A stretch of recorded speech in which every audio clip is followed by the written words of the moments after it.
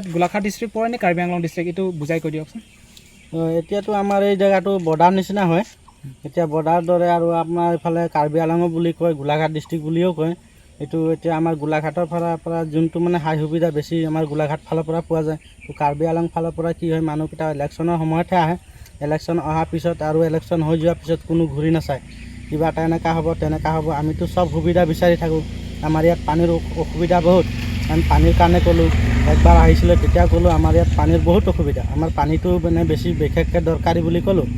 পিছত বুলি হ'ব বুলি কয়, আমাৰ এই ৰাস্তাটো বেয়া, সেইখিনি গাঁত আছে, এইটোত মানুহ আহিব নোৱাৰে, গোন্ধাই থাকে, সেইটোও ক'লোঁ। তো ক'লে সেইকেইটা আমি কথা পাতিম, কিন্তু আজিলৈকে একো আমাৰ সুবিধা হোৱা নাই।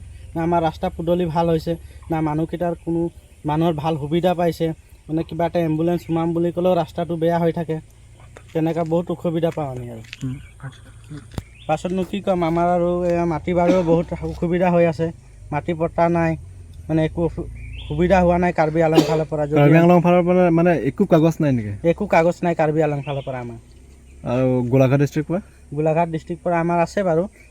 আমাৰ ইফালে যেতিয়া আমাৰ ঘৰটো সিফালে আছিলে না, আমাৰতো প্লেন্সত ঘৰ আছিলে, তাৰপিছৰ পৰা আমি ইফালে আহিলোঁ। তেতিয়াৰ পৰা আমাৰ ইফালে ডকুমেণ্টছ আছে, আমাৰ ইফালে ৰেচন চেচন পায়। আৰু আমাৰ ফালৰ পৰা মানে ইফালৰ পৰা এতিয়া সুবিধা কৰিছে যে মানুহবোৰৰ পট্টা নাথাকিলে আমি ইফালৰ পৰা সহযোগ কৰিম বুলি কৈছে। কিন্তু সেই মানে আমিতো ইফালেও কোৱা হৈছিলে মাটিৰ পট্টাৰ কাৰণে আমি 4-5 বাৰ ঘূৰিলোঁ, কিন্তু আমি সেইটো পোৱা নাই এতিয়ালৈকে। তেনেহ'লে আপোনালোকে যে চাউলটো যে আমাৰ কাৰ্বি আংলঙতে পায় নে গোলাঘাট ডিষ্ট্ৰিক্ট? আমি গোলাঘাট ডিষ্ট্ৰিক্টত পাই আছোঁ। কাৰ্বি আংলং নাপায় ন? কাৰ্বি আংলং ফালৰ পৰা আমি একো পোৱা নাই এতিয়া সুবিধা। তাত আহেনে নাহে কাৰ্বি আংলঙৰ পৰা? ভোটাৰ ID চেঞ্চাৰটো এতিয়ালৈকে বৰ্তমান আমি দেখাতলৈকে অহা নাই। আমি যেতিয়া সৰু আছিলোঁ তেতিয়া আমাৰ এইখিনি ৰাজন তকবি বুলি আছিলে, সি আহিছিলে একবাৰ, হেৰি কৰিছিলে। তাৰ পাছৰ পৰা মই এতিয়ালৈকে দেখা নাই আৰু পোৱা নাই বৰ্তমান।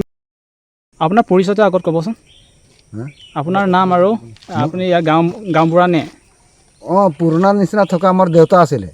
ফাৰ্ষ্ট হ'ল এইটো নন্দ বস্তি বুলি কয়। আমাৰ দেউতাৰ নাম আছিলে নন্দ, তো নন্দৰ ল'ৰা মই হয়। এতিয়া আৰু এই বুঢ়াকেইটা মৰি গ'ল, এতিয়া ল'ৰাটো ময়ে আছোঁ। কিন্তু এতিয়াও ল'ৰাবিলাক আগৰ মানুহ 2জন মৰিলেতো 4জন ওলাইছে, এতিয়া ভোটতো নাম হৰালে হ'ব। এতিয়াতো তেনেকৈ মানুহ নাই। এতিয়া আপোনালোকে বসবাস কৰিছে ইয়াত, এতিয়া মাটিটো পটাটো আপোনালোকে প্লেণ্টৰ পৰা কৰিছে নে কাৰ্বি আংলঙৰ পৰা কৰিছে? এতিয়া ধৰক এতিয়া গোলাঘাট ডিষ্ট্ৰিক্ট পৰা কৰি আছে, কাৰ্বি আংলঙতো হেৰি কৰি দিয়া নাই।